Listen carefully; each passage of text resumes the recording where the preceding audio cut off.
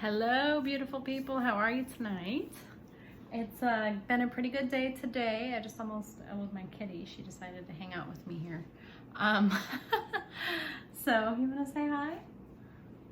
This is Ms. Bigsley. If you follow along very much, you've probably seen her on some of the posts. She's usually right next to me or close by to me at any given point in the day. And since she was sitting here with me, I wanted to talk tonight about emotional support animals and what it means to me to have one, and a little bit about how you can get one if you're interested.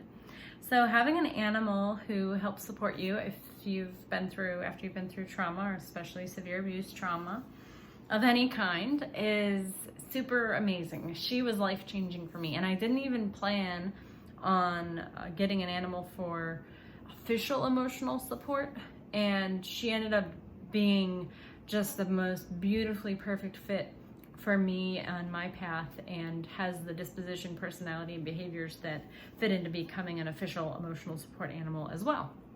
So the story of Ms. Bigsley, who decided to trot off here, maybe she'll come back before I'm done, but she came to me through a friend who had one too many kitties at home. And Bigsley is a very sweet-tempered cat, very nice disposition. Even the vet said she's one of the nicest cats she's ever met. And it's not that she's super affectionate, it's that she's got a very open personality. But she came to us, we did a trial run for a week. It went really well. I had been wanting a cat for about 10 years. I loved cats growing up, but I had some severe allergies going on, mostly because of my immune system issues. And as they resolved over the years, I was finally able to have an animal again, a pet again. So we got her, and within a few weeks of having her, it was incredible what started to happen. So she would sleep in bed with me, and at that time, this was in early 2019? No, early 2018, I think. Yeah. So I've had her for a year and a half. Early 2019, she would wake me up when I was having my nightmares, and I was having a lot of nightmares at that time. So she would come over and put her paw on my cheek or on my chest or my neck, just very gently, and wake me up, which was wild. It was really cool. And I mentioned in a couple videos ago that she would do that. And since I don't have very many nightmares anymore, it's as though she knows it, and she doesn't sleep up in the bed as much with me.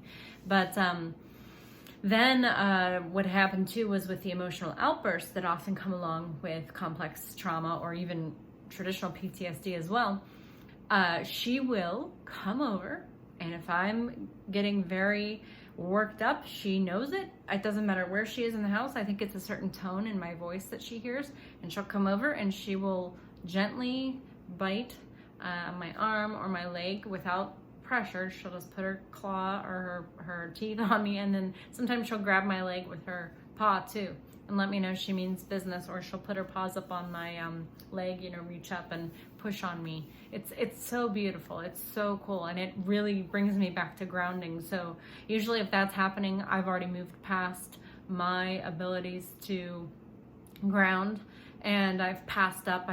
Something has triggered me like that, and I moved past my normal defenses or tolerances and resiliencies, we'll call them, that I've built up over the years. And I'll go from 0 to 25 or 105 or whatever you want to call it in 2 minutes or 2 seconds.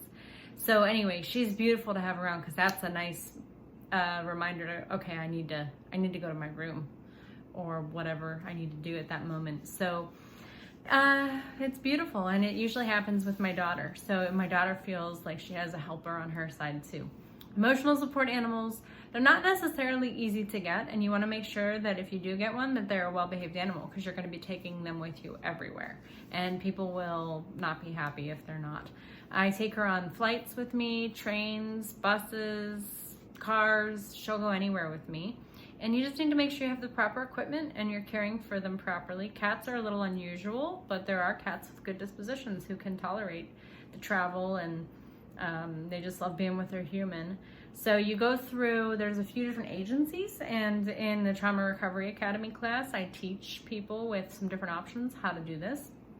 And it's pretty straightforward. You talk to a licensed psychologist who discusses your mental health with you. And after going through a process and giving you some counseling, they will diagnose you. And then they will write a letter for you. And your emotional support animal, there's two components to the letters that I use. One is your living space. Most states make it so that you do not have to pay a security deposit when you have an emotional support animal for that animal. And then also you cannot be denied a living space. So usually I don't even tell people. I move in, and then if it comes up, I'll let them know she's a registered emotional support animal. I don't ask for permission anymore for things like that. It's my right. It's under the law. Therefore, that's what I do.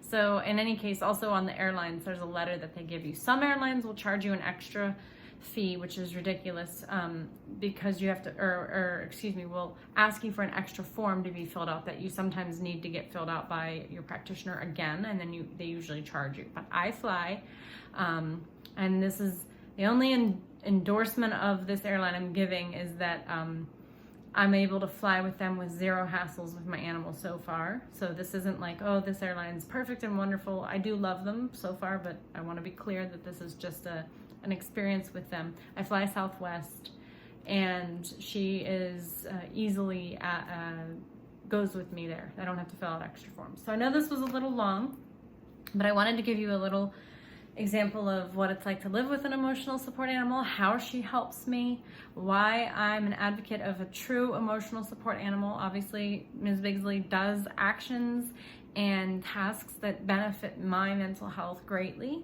And so, I wouldn't recommend doing it if it's just an animal that you adore but doesn't really bring tons of if they're going to be meowing on a plane the whole time or barking or whatnot and their temperament doesn't fit, I would strongly encourage you not to go after that.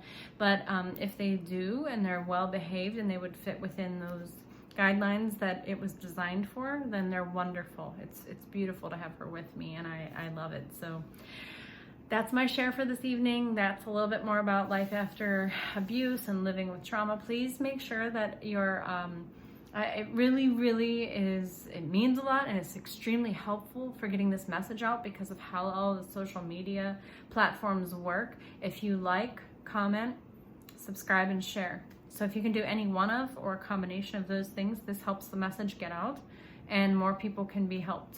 So thank you for watching. I hope you have a beautiful evening. Take care.